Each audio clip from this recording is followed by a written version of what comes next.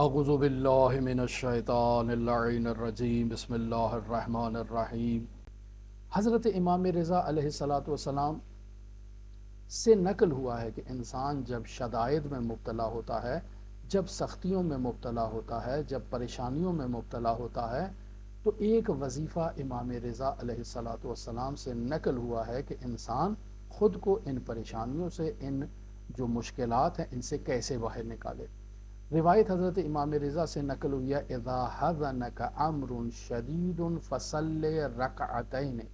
حضرت فرماتے ہیں کہ جب بھی تمہارے لیے کوئی سخت پریشانی لاحق ہو تو 2 رکعت نماز ادا کرو۔ تقرع فی احداہم الفاتحہ و آیت الکرسی۔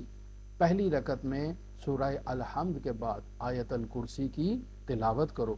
وفی الثانیۃ الفاتحۃ وَإِنَّا أَنزَلْنَاهُ فِي لَيْلَةِ الْقَدْرِ، اور دوسری رکعت میں سورہ الحمد کے بعد اِنَّا أَنزَلْنَاهُ فِي لَيْلَةِ الْقَدْرِ کی تلاوت کرو۔ اب انسان نے نماز مکمل کر لی ہے۔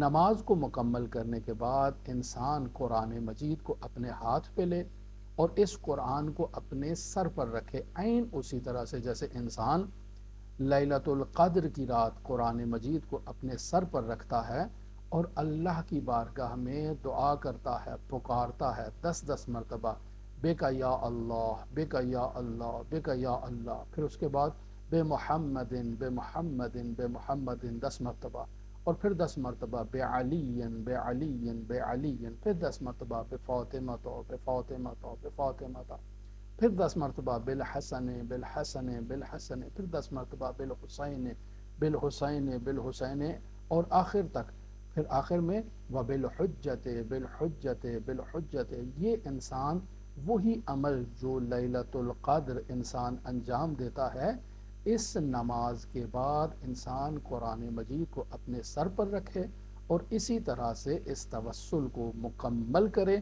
اور پھر اس کے بعد اللہ کی بارگاہ میں اپنی مشکل کشائی کے لیے اپنی حاجت کو پیش کرے اور اللہ سے اس حاجت کے حل کرنے کا جو ہے وہ تقاضا کرے۔ تو امام کیا فرماتے ہیں؟ فَإِنَّكَ لَا تَقُومُ مِن مَّقَامِكَ حَتَّى تُقْضَى حَاجَتُكَ۔ امام فرماتے ہیں کہ تم ابھی اپنی جگہ سے اٹھو گے نہیں مگر یہ کہ اللہ تمہاری حاجت کو پورا کرے گا۔ اب اگر آپ مومنین سوال کریں کہ انسان کس وقت اس عمل کو انجام دے، تو عزیزان محترم اس میں وقت بیان نہیں ہوا۔ انسان جب بھی مضطر ہے، جب بھی پریشان ہے، جب بھی انسان کے لیے مشکل پیش آئی ہے، انسان فوراً اس عمل کو انجام دے سکتا ہے، اس کے لیے کوئی وقت بیان نہیں کیا گیا۔ دعاگو ہیں خداوند متعال منجی عالم بشریت امام زمان کے ظہور میں تعجیل فرمائے اور ہمیں حضرت کے اصحاب و اعوان و انصار کی فہرست میں شمار فرمائے۔ اللہم صلی علی محمد و آل محمد وعجل فرج قائم آل محمد۔